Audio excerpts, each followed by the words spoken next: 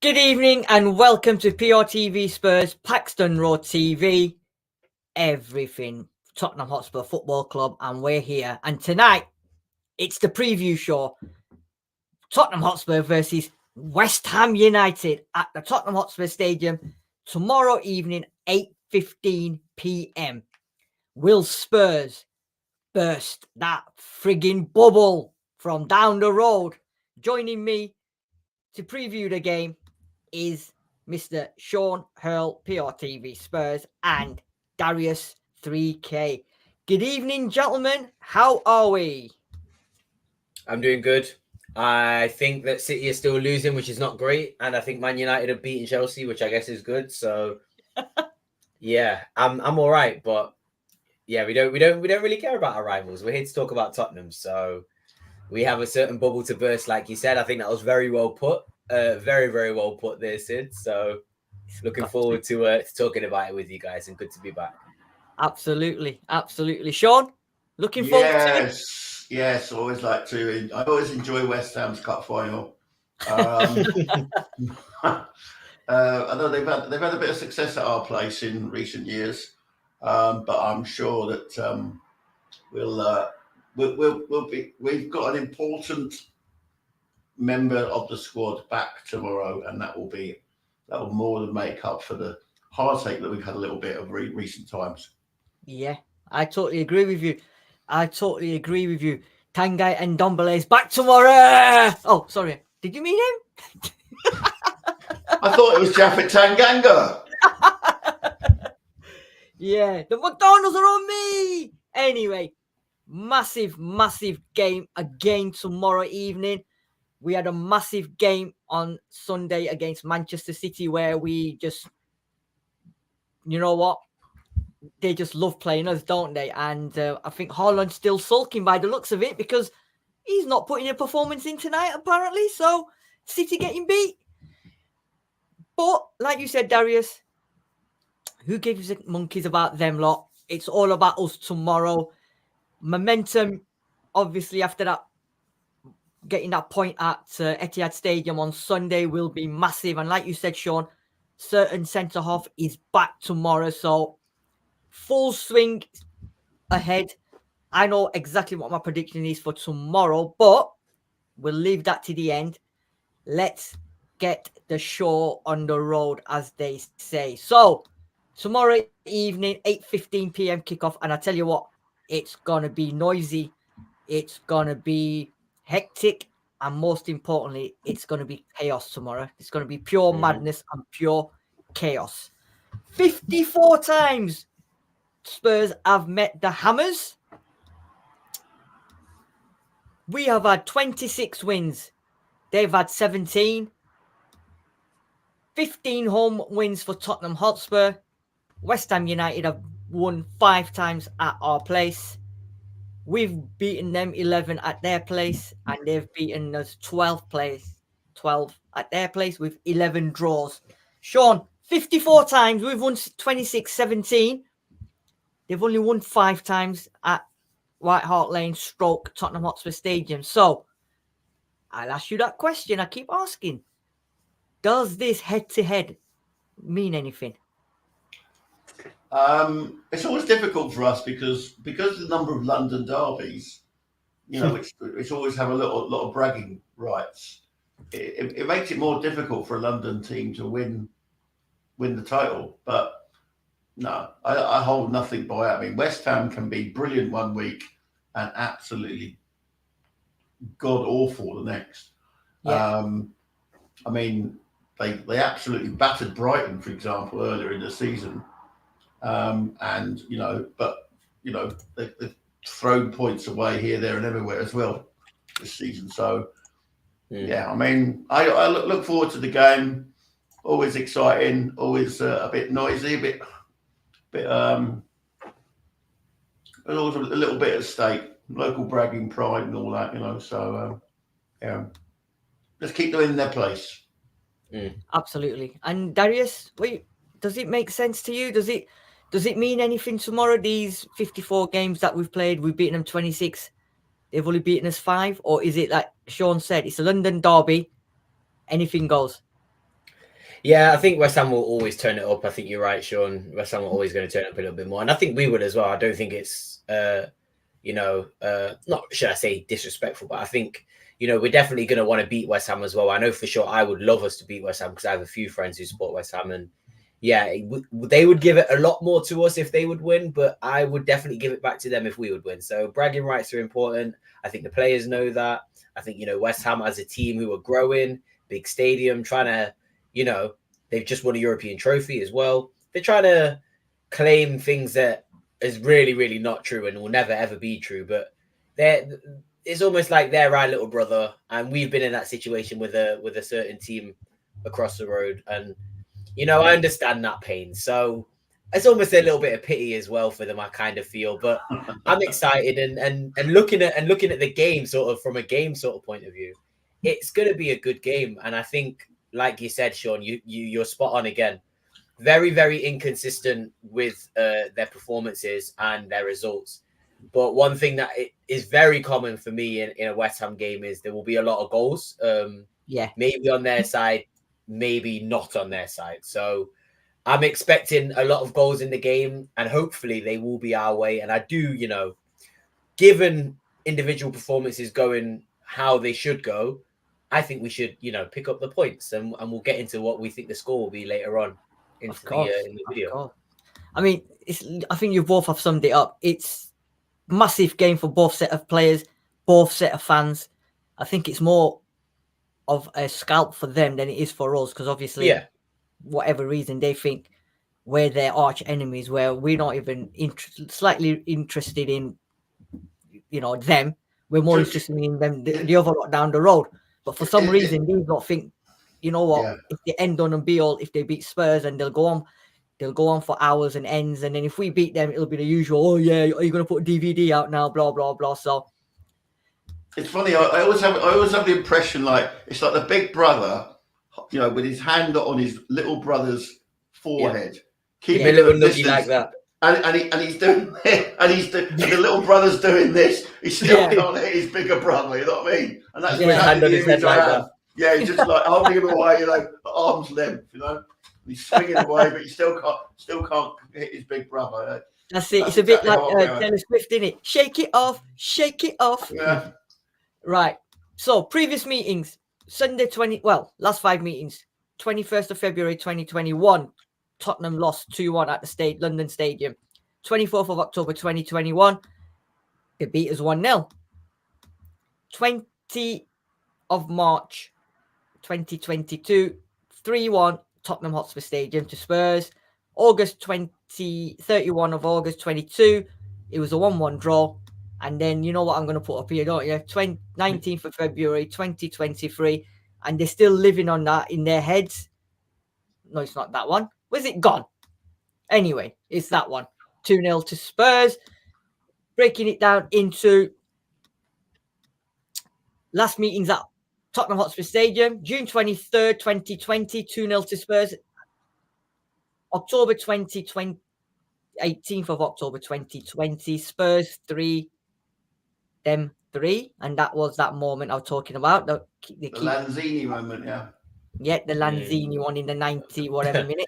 I mean, what a goal. I can't lie. What a goal it was. It was. If we're going to be honest, now it's a few years gone. I can put my hands up and say it was a good goal.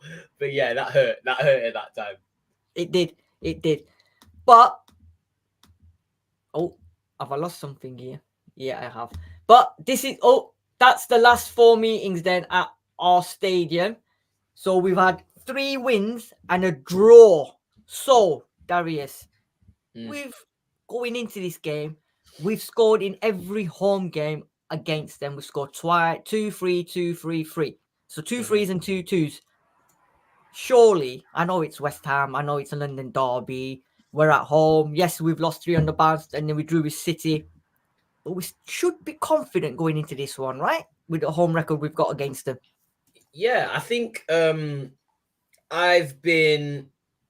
don't think it's critical. I think I've been sort of watching Spurs with a little bit too much worry because of the injury sort of crisis almost we've had. And looking at how we've played in the past 2 games, it's been unfortunate that we haven't been able to sort of get more than the result that we've got. And it's hard to watch that and see a team, especially when we're already down, we're already, 2 defeats on the trot. It feels like everything's going against us. And then, when you're playing well and you still can't get those points on the board, it feels annoying. However, that game against City has really made me sort of look at Spurs and think, you know what, that resilience and that sort of we're not going to give up attitude, if that can get us through, the Etihad and 2 sort of trails in that game, I think it can really, really push us to do a lot more. And I'm expecting a lot more now from this team. I think I was expecting a lot of losses going up until about February when we got our main players back. But now I've seen what those players can do. And certain players in different positions, for example, Kulusevski and players like Lo Celso who have a point to prove, can really impact this team. And if we can get maybe a few more players in January who we can really see as potential first team players, who's to say that we can't continue in the form that we were in before, that Chelsea game. So, yeah, I have to hold my hands up and say Ange Postecoglou is really, he's working with whatever he can do. And he's somehow managing to produce performances, but not results. And you can't really get angry at the results because we're missing 2 centre-backs and 2 midfielders and, forwards as well who aren't necessarily first-team players. So, yeah, I expect us to go to that game against West Ham and really perform and actually, show them that we are the bigger and better team despite their additions in the summer. So, yeah, I'm expecting us to dominate, and I'm expecting them to kind of let us attack and let us sort of create a lot of chances, and they'll catch us on the counter a couple of times. But I think we should be able to score more goals than West Ham. We definitely should be. Sean, last 4 meetings at our stadium, we've won 3 and we've drawn 1. So Yeah, clearly, I mean, when you put them in front of me, I was quite surprised actually, because I had an impression that they'd taken more points away from us, but nope. It is only that 3-3, which was under Jose, wasn't it? I think. Yeah. Yes. Yeah, it was under Jose. So that just shows you how long ago that was now. So yeah, we've had a particularly good record. I remember Son enjoys playing against him, doesn't he? Yeah. So, yeah. Well, he's always motivated because their fans have not been particularly pleasant. Yes. Shall we say in the past? So yeah, it's but Son likes playing against Manchester City too. So as we found out on Sunday, so yeah, let's. I'm feeling. You've already made me feel a little bit better, Sid. Thank you very much. A bit of therapy there for me. All right. But remember them days when we used to bring all this up, and then we used to say, "Oh, they're coming to our stadium. They've not won at our stadium. Joe Bloggs has never scored at our stadium." And what used to happen? They used to beat us. That Joe Bloggs used to score. But under Postecoglou now, that is a thing of the past. Forget about it. Just forget about all that now, because I mean, do you know? I mean, I don't know about. It would be good to get Darius's thoughts, but do you not feel Sunday kind of basically expunged this doubt about Postecoglou? The idea that he's not a top class coach, top class manager. He recognised things were not going quite right in the first half. That might even be a bit of an understatement, but he made the change. He didn't change the way we played. He made an adjustment. We still played on the front foot, and I don't think City. I think apart from the Silva chance, which was Vicario's fault in the first minute of the second half, they didn't have a shot on target until Grealish put them 3-2 up.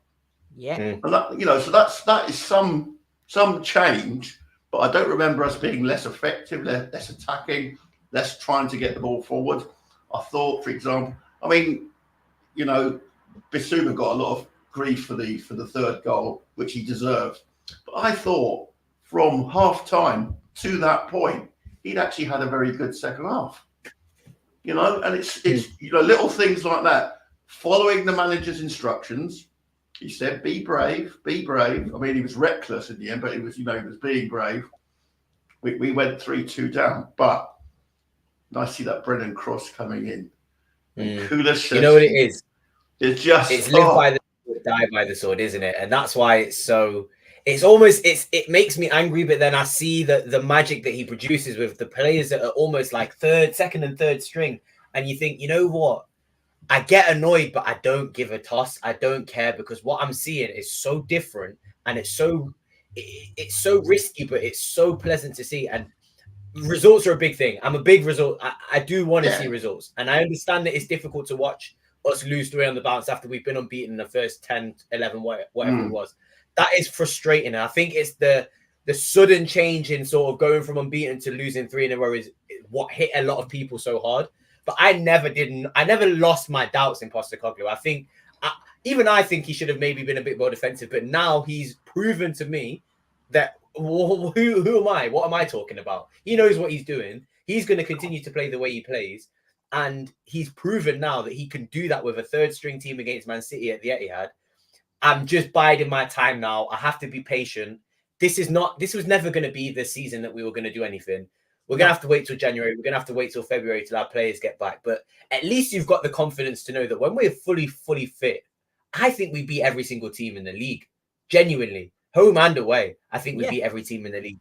Because let's not forget, we went to the Emirates and they did not play better than us. And they played better than not most teams, but they've comfortably dominated games. And we went to the Emirates and we were better than them. So, yeah, I wholeheartedly agree with you, Sean. I think Postecoglou, he has to have proven it to everybody now that he knows what he's doing, and he's among the elite managers. I really, really believe myself when I say that. He's definitely among the elite managers. And to see what he's doing with Lo Celso had scored 2 goals in 53 games, I think it was, prior to Postecoglou introducing him, and now he scored 2 goals in 3 or 2 goals in 2.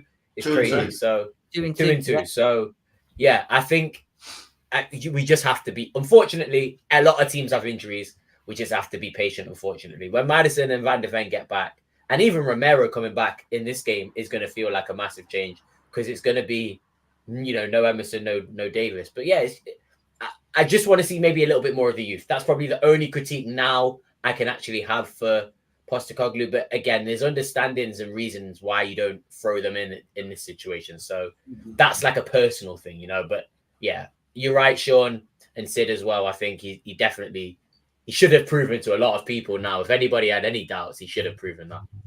You know what? I would say over 90% of Spurs fans coming into this season when Postecoglou took the job were just expecting a season where whatever happens, que sera, sera, whatever happens. We just want to see entertaining football. No one expected us to be top of the league up until end of October, beginning of November, right? No one expected us to go 10 games unbeaten. Everything that was happening, we was enjoying it. We was in for the ride. We buckled in and we was full throttle ahead, right? Everybody else was jumping the bandwagon saying, waiting for us to fall. Commentators, pundits, every other fan, mainly them not down the road, everybody, right? I have people saying, oh, you've won the league in August. Oh, you won it in September. Now you've won it in October. Let's see what happens. Oh, you're going to win the league now. No Spurs fans actually thought we was going to win the league. So true. Yeah, we're just enjoying this. And I've had so many arguments with people about it, right?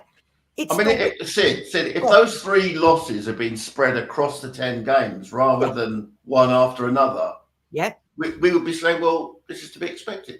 Exactly. This is to be expected. It's just bumps in the road, isn't it? If they just, but the fact that they come one after another, so true. It gave ammunition to the doubters and the snipers and those outside who don't appreciate that this is a full reset of this football club. Exactly. Full reset of this football club. We are kind of Pochettino 2014. Yeah. Mm-hmm. And we're ahead. We're ahead of that. Yeah. We're ahead of that. But that's thanks to good recruitment, and that's thanks to players, playing out of their skin. And also, I think I'm not gonna, fault and put it not down to the manager, because, he's come in and there's a lot of players who were here in this club who weren't really doing anything, and he's come in, changed a lot of players within the club, and also the new players coming into the club. He's given them the confidence. So it's a we just mentality, isn't it? even I said, like, I question sometimes. I fault myself because I jumped the gun, and I can understand why, but then at the same time, I have to realize what situation we're in. We're in infancy, like Sean said. It's 6 months. Is it 6 months yet? June, July, August, September, October. Just about 6 months. You know, it's a brand new start to this club, and yeah, we just have to be calm. I think it's going fine.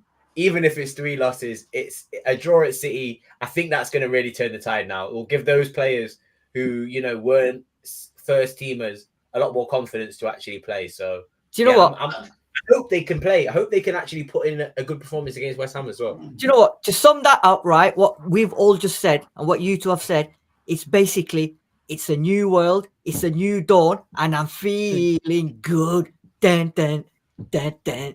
Yeah? Pretty much. Exactly. Right. So, last 5 games. If I can bring it up. Here we go. Where's this cursor gone? Right. So, Crystal Palace, we won 2-1. They lost to Everton 1-0. We lost to Chelsea 4-1. They lost to Brentford 3-2. We lost 2-1. They beat Forest 3-2. We lost to Villa 2-1. They beat Burnley 2-1. We drew with City. They drew with Crystal Palace. So last 5 games, we've lost 3, drawn 1, won 1. They've won 2, lost 2, drawn 1. Now, I'm just going to put it out there. Chelsea game, 9 men. What would you expect? Last 3-4 minutes, 3 goals. Wolves game, we should have won. We fell asleep, lost concentration in the dying seconds. Villa is daylight robbery. Absolutely battered them. And I don't know how we ended up losing that game 2-1. And then Man City was what it was. Darius has already mentioned it. And you've mentioned it as well, Sean. I'm not really bothered about the last 5 games. This won 1, drawn 1, lost 3, and they've won 2, lost 2. I mean, it means nothing to me because it's a London derby. Form goes out of the window. It's whoever performs on the day. Guys, do you agree with that? Yeah, I mean, I think, you know, it's current form for us has been undermined by the fact that we've got so many players. You know, I think someone calculated a full team of players who are unavailable. You know, from a goalkeeper right to forward. So we're getting some of those players back. Yeah.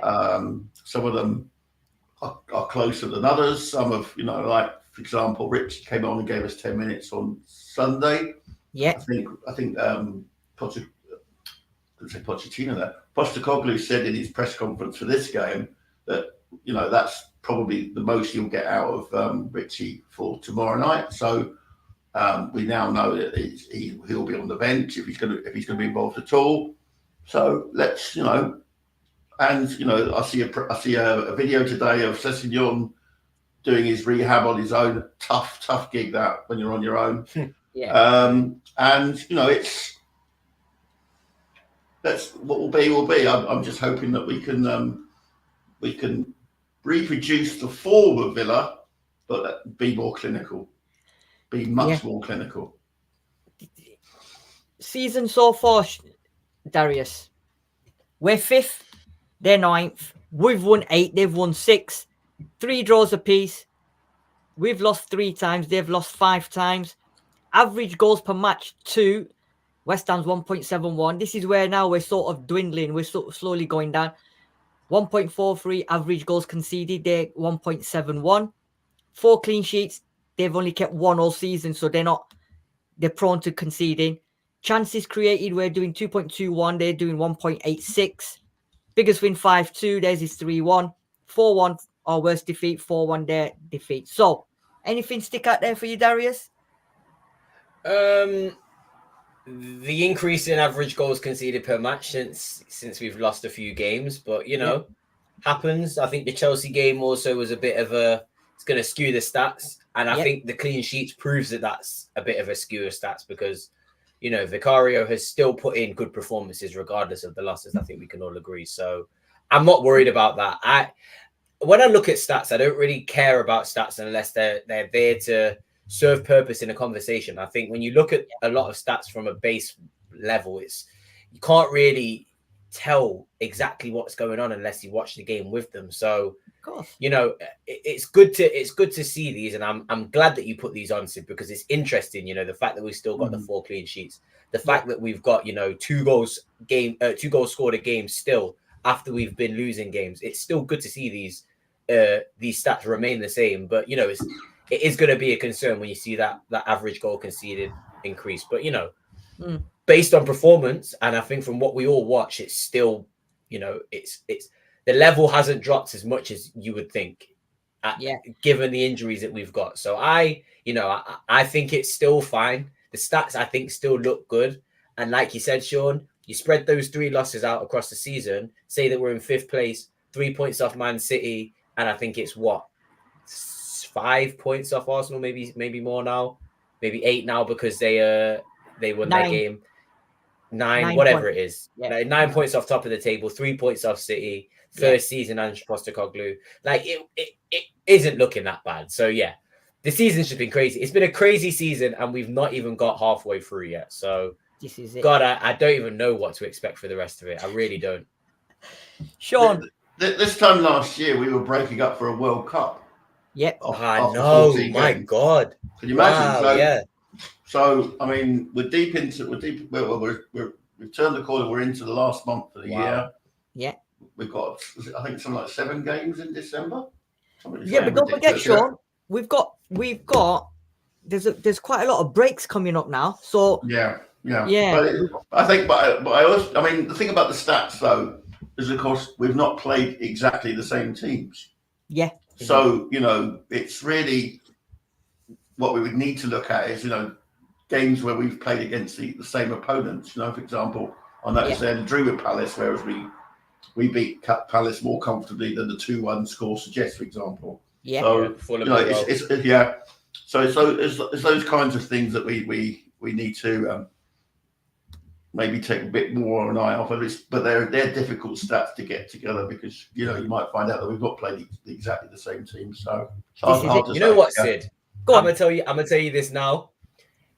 Just go like this. You know, when we were kids, when you didn't want to hear anything that your parents told you or people were making fun of you, if you hear anyone talk to you about Tottenham, just go like that, honestly, because it's not even worth, like, I've realized now there's a lot of rival fans. They're ready to pounce, and they're not actually looking at the football game from an actual football standpoint. They're just looking at the game ready to post agendas, to take the piss out of their mates. And cool, that's fine. That's a great part of football. I do it too. But at the end of the day, when I watch the game, even when I watch Arsenal, even I had to admit yesterday, I don't want to admit it, but I thought they were done for. And they managed to somehow win the game. And that's a very worrying sign for me. Do you know what I mean? So yeah. I don't listen to rival fans anymore. I take the banter, I give the banter, but it's like it's forgotten as much as it's remembered. Do you know what I mean? And when I talk about Tottenham with you guys, we can actually have genuine, smart conversations and think about what is actually happening within our club, from like a very minute detail all the way to like, okay, we've lost 3 on the bounce. Should we start panicking, or is it actually as bad as it seems? So yeah, I just think, like I said, the media have just, it's been, at one point they loved Ange Postecoglou, then he was, is he faking this character? And now it's I don't get it. Like, it's very interesting to see how it's like, how our season's just sort of gone like that from media perspective and opinion. It's very, very interesting.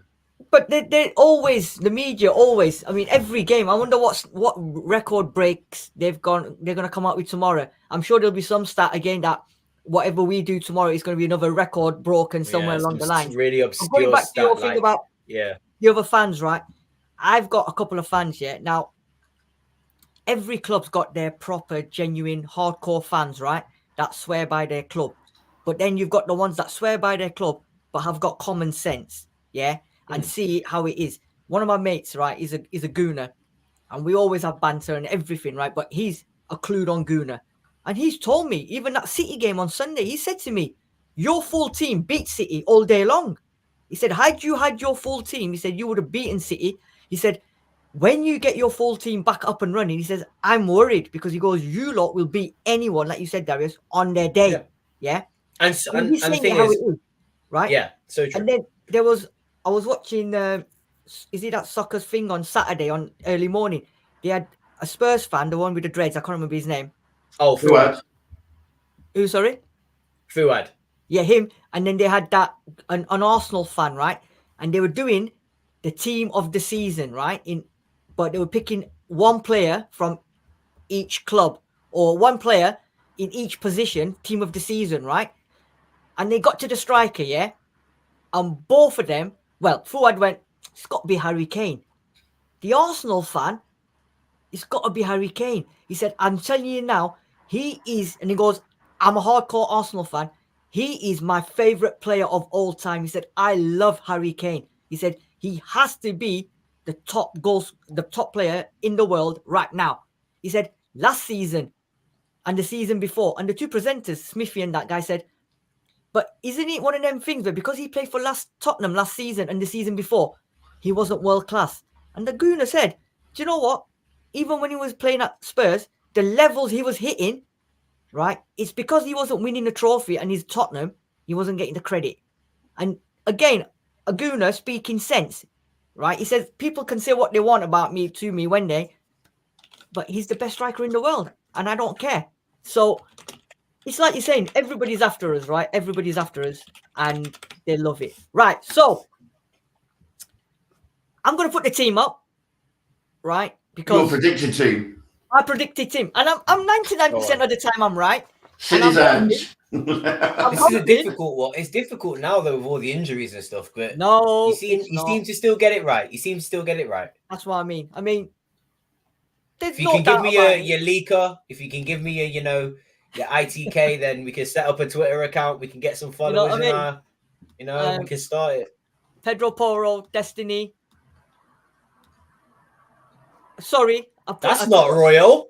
I forgot to change his name, but Romero. I apologize, Mr. Romero, Kuti. I apologize. And the worst thing is, I've given him a Brazilian name. I know he's not going to be happy with that. Hey, God dear, he'll be 2-footed. You see it if he meets you. Yeah, you're on the list now, along with Matty Cash and his little son. I know, but I think the only change tomorrow will be Kuti coming in for Emerson Royal, and I think the rest of the team speaks for itself. This guy, like I mentioned a few weeks ago, let's try him in the number 10 role. Wow, and I think tomorrow he's going to run riot. I've put Gil on the right, but I think Gil will be on the left and Johnson will be on the right.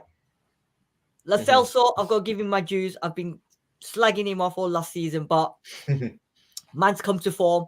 And I think tomorrow's the kind of game as well where he'll relish again. So for me, this is the team. I don't know if you guys think anybody else will come in or not, but that's what I'm thinking. You first, Sean. Go on, Sean. It's the team. It's probably the team based on Postecoglou's press conference and who's currently available.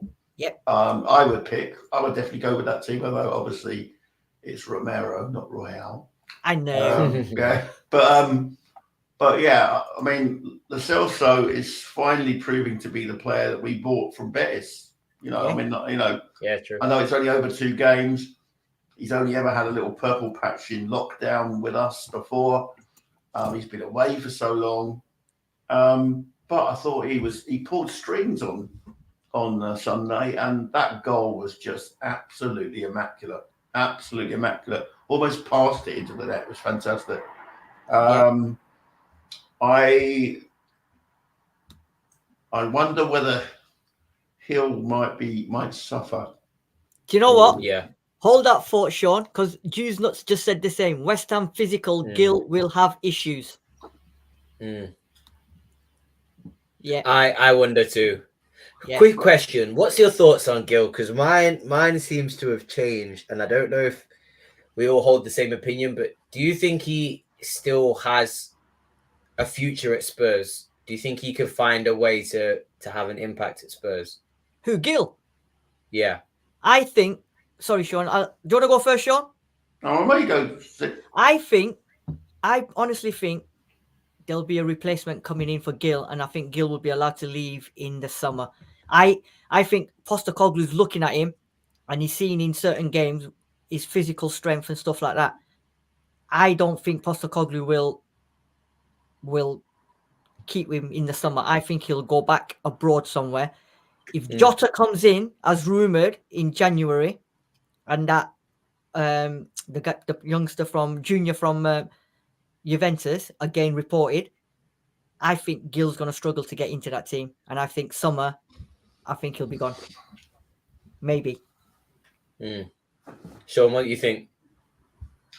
Do you know, I am still on the Brian Hill train, just about on the Brian Hill train. And the reason I'm still on that train was because of that one exquisite piece of skill he did on Sunday. Yeah. That turn on the edge of our box, under pressure. Yes. And releasing Kulusevski was class. And, you know, they think big of him in Spain, you know. I mean, I still think there's a player that could go there. However, I do understand that the guy Illing from Juventus, Jr. Illing Jr., who's ex-Chelsea, Londoner,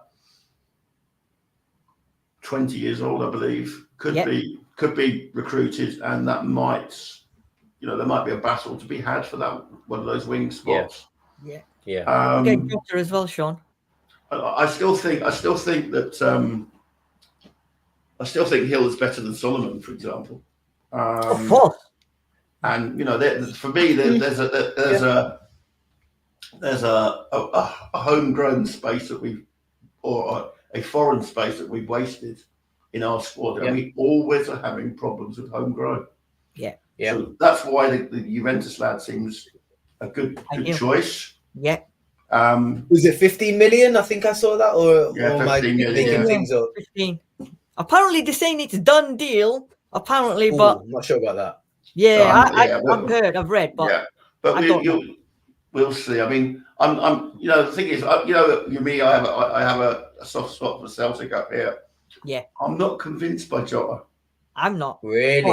I'm not convinced by Jota. I think he's quite slight as well. He's probably a bit brawnier than Hill, but I don't think he's the be all and end all. But then Ange knows him. Ange knows him better than I do. He worked with him for nearly 2 years. So time will tell. I mean, it looks like things are falling into place. A very strange, for me, a strange renewal of Forster's contract today. But I'm sure Ange has signed it off. So if he signed it off, then I'm happy with that. I think with the Forster one, he sees probably Austin, right? And he's probably nobody's going to derail Vicario. Yeah, you're not going to try the Arsenal thing, are you? I don't think you're going to try that, are you? Exactly. So you might as well keep Forster for another season. See how Austin progresses. In that season, if he doesn't progress as Postecoglou wants him to, then maybe he goes in. But nowadays, who's going to come in as a number 2? That's the problem as well. You can't get a top keeper as a number 2. So maybe he's putting all his eggs in the basket with Austin to come through. Who knows? Well, what does that say about Alfie Whiteman? And Whiteman, yeah. But Whiteman... he's been here for a while now. I know. Whiteman's sort of around the first team and always in pre-season he's been on loan how many years in a row now? He's a Tottenham boy, you know, so... It's difficult, man. It's a difficult one to uncall because I do think it's about succession planning. Yeah. You know what I mean? And I don't, you know, what do we say? All we need is an injury to our centre backs and we're back with Dyer and Davis. All we need is an injury to Vicario. I know. Yeah. And we've got Forster. Exactly. Yeah. But the thing is as well, is Jay Ashraf is saying here, I agree, Sean. I watched Jota live at Celtic Park last season. Good close control and can whip across, but painfully slow. Now, if we're only getting him for 6 months loan, I think it's good to have an addition. Yeah. Not going to sign him in the summer, just for 6 months, injury-wise. We can then move players around. And if he can play left or right, it's an extra person on the bench. I don't know if he starts on the bench or not. I think for 6 months, I think it's a good addition for Postecoglou, and I think that's what Postecoglou's looking at. Somebody, like you said, Sean, who he knows he's had him for 2 years. he knows all his qualities, and maybe he thinks he can get him in for 6 months, do a job for us. Interesting. Yeah. Well, interesting. Interesting. I mean, Yeah. I mean, obviously, the other news that I don't know if you saw, Swansea City have made an approach to Tottenham to take Simon Davis away from the coaching squad. Yes, I saw that. Yeah. Which is I obviously Ange's number 2. So yeah. I wouldn't. It would be a shame, but I mean, obviously, if he's ambitious about being a head coach, then I could understand. But doesn't he? Doesn't Ange like? Did he bring him from Celtic, or doesn't he normally just have a fresh? He's fresh. No, he didn't bring him from Celtic, but he got him. He was previously at Leicester. Yeah. Okay. So it's not sort of like a long-term relationship. No, but I mean, you know, he's obviously, but he obviously thought much of him to make him his number 2. Definitely, So, yeah. And you don't want any. I don't want any disruption in the coaching sport. Because So true. As a team, you know, they've obviously taken responsibilities. You've got Birch dealing with the keepers. You've got Wells dealing with the defenders. You've got Jedinek and Mason dealing with the midfielders and attackers. So, I mean, and obviously overseeing that always Davis.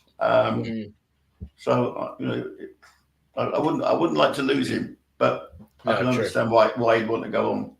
Yeah, I mean, going back to the team, he did mention about Donnelly and Dorrington in his press conference, and he did say he basically said they're progressing. That's why I've got him in with the first team. I can see, obviously, them eventually playing for my team. He says they're work in progress, and they're doing very well. They'll get their opportunity. We've had a lot of injuries, and they will get their opportunity at some point. So I also thought he said he considers them part of the first team squad. Yeah, exactly. So he said they will get the opportunity because we've got the injuries. So who knows? Who knows?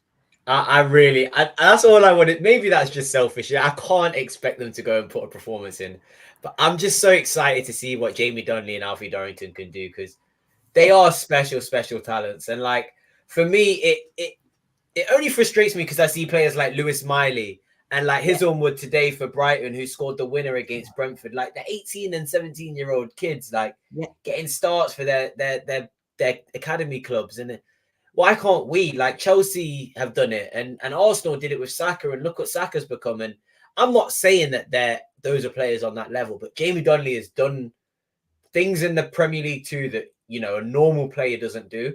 And I definitely think, like you said, Sean, he's of the quality and he's of the level. We have to see if he can hang. Like, we can only see if he can hang if we actually give him the opportunity to. So, and like I said, it may save you a few pennies, you know. I was speaking about Hill because that was sort of what I wanted to allure to, because for me, again, I agree with what you guys say. He's a great player. I think we're looking for a specific sort of physical player and physical stature of a player that seems to be able to compete with the physicality of the Premier League, but also have, you know, the technical quality to play in that system that Ange wants. I think it's going to be one of those where we sell Hill back to Spain. He's going to be amazing in Spain. We're going to all be like, oh, why did we sell him? But it's about situations and leagues and players and managers and, you know, what jigsaw pieces fit correctly. So I think it's just going to have to be a sacrifice that we're going to have to make. We probably break even and lose money on him, but we can't stop Hill from being a great player, which is what I think he can be. However, if Donnelly can come in and fill that gap, I'm not to say that I want us to penny pinch out. If we can find somebody who's an incredible player, great. But I really think Donnelly is the guy, especially now Kulusevski's moved into the middle.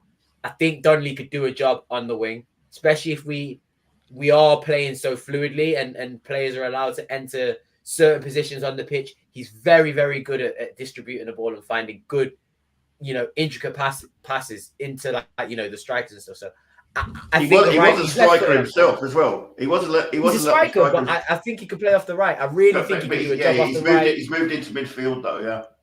But he plays, I know he plays in that 10 as well for the PL2 team. So I think he'll get his opportunity, Darius. I hope he does. Between now and Christmas, I think he'll get. I'll tell you what, Darius. Let's go 3-0 up with 15 minutes to go tomorrow. Yeah. And that would be amazing. You know what? Yeah. That would be amazing. Yeah. Homegrown homegrown. And did you hear the thing Alfie Devine said as well today?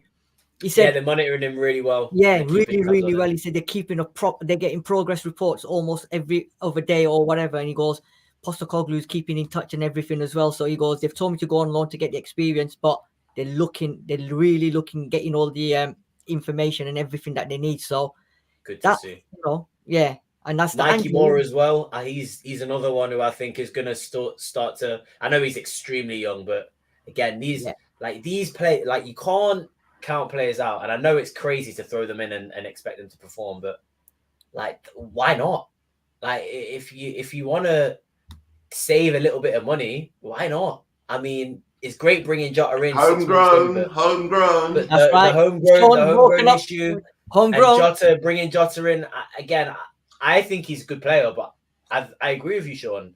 I don't think he's going to really cut the Premier League as well as we. And these Portuguese players do come into the Premier League, and he's dealt well with, the physicality in Scotland. But why bother with the 6-month loan when we can bring somebody up from Spurs, from the academy? The last person was Skip, really. Am I wrong? To properly, solidify himself in that first team. So Darius, why not? Jota, he knows about him for 2 years, and if he thinks I understand. you know what I mean? Yeah. I hear what you're saying. I get that. Because then that gives him that other 6-month window to then look in the academy or make a list for players in the summer to go out and actually get a left. I mean, we might have to lose a foreign player though.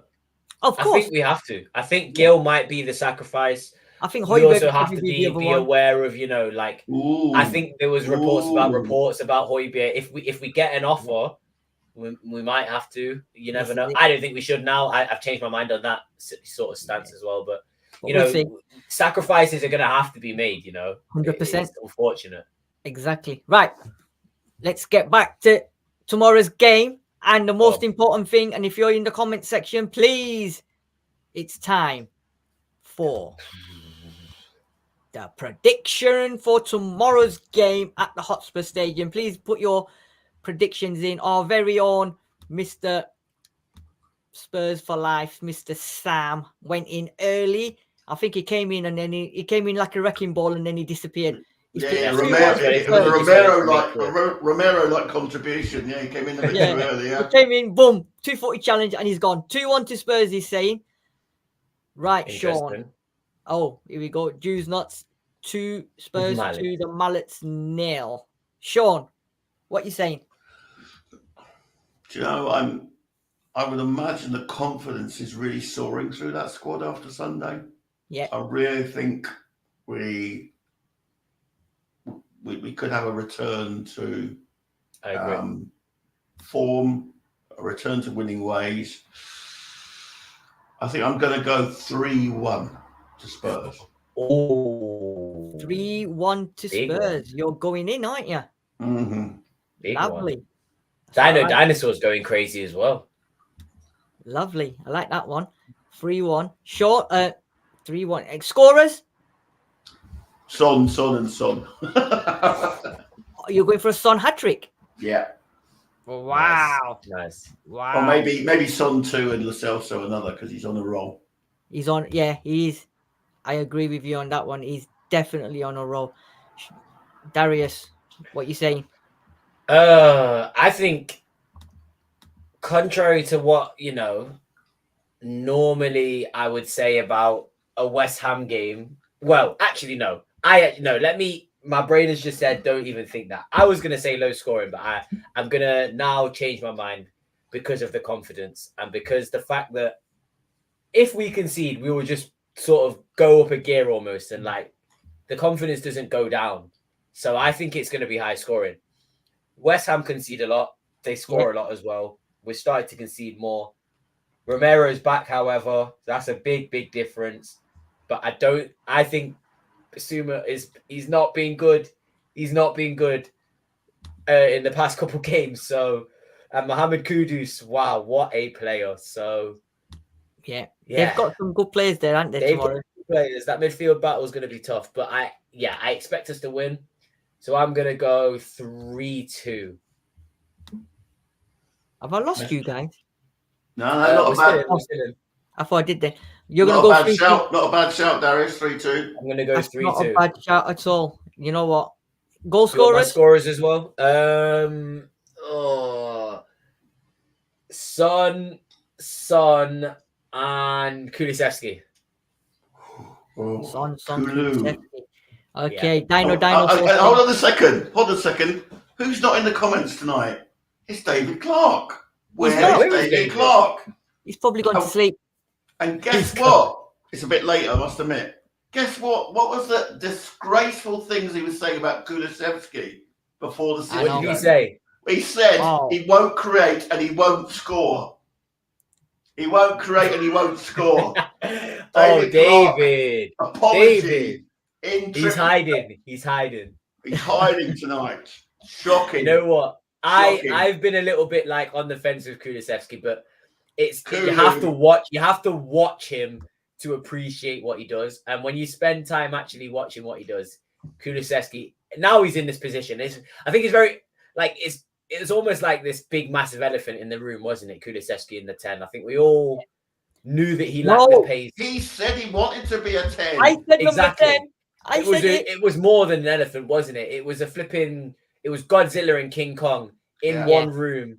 Like, we all knew exactly what he wanted. And not to say that he wasn't playing lesser in that right wing role. No. I just think when we've got such a quick transitioning team and such a mobile team, we need players who can do what Brendan Johnson does. Quick beat a man, get a ball in the box. That is exactly what we need on our wings. Yeah. And I think that's the market. I said this. F a striker, spend the money on a winger. We need a winger, left or right. I don't care if you want to invest in a left or a right winger, but Brendan Johnson needs to hold down one of those sides, left or right, and we need to invest in a winger because Kulusevski can play that role. And Madison, Kulusevski, Bentancur, that sounds like a very delicious midfield that I would like to see very soon. So, yeah I'm all for this Kulusevski in the 10. Let's see it. Have to see it. Dinosaur saying 4-1 to Spurs. Jews Nazi saying here, Tottenham fans at the stadium make it loud as hell. It always will be. It will be. Hammers have no forwards, right? I know what's his name's out as well. I forgot his name now. Who's their striker? Antonio. Antonio's out, yeah. But I've never feared Antonio for Spurs against us. I've always feared Bowen, and I think Bowen's going to be crucial to West Ham tomorrow, especially with Paqueta in there as well. And Darius, what you've said, Kudus is just on some next levels. Just stick the salsa on Paqueta. But I've got confidence in my team. I've got confidence in my players. Romero coming back tomorrow is massive for Spurs, and I think that is a game changer. I think Spurs will win 3-0. 3-0. Say again? 3-0. Is that what you just said? 3-0. Spurs to win 3-0. And I think Son will be. I think Son will get a brace. And I think it's a toss between Kulu and GLC, because I've just got this. You know what I love? And I said this the other day. We've now actually got a player that wants to shoot from outside the area. Yeah. And he's proved it twice against Wolves, and he's done it against Man City. When he gets that ball outside the area, he's looking to shoot. So I think GLC scores again tomorrow. 3-0 Spurs, 2 for Son and GLC. Of course, I'll be happy if Brendan Johnson gets a home goal as well. He's due one as well, actually. Yeah, I agree. Yeah. I agree. Shall I make it 4-0 then and Johnson to score? Let's not get too carried away. Absolutely. Right.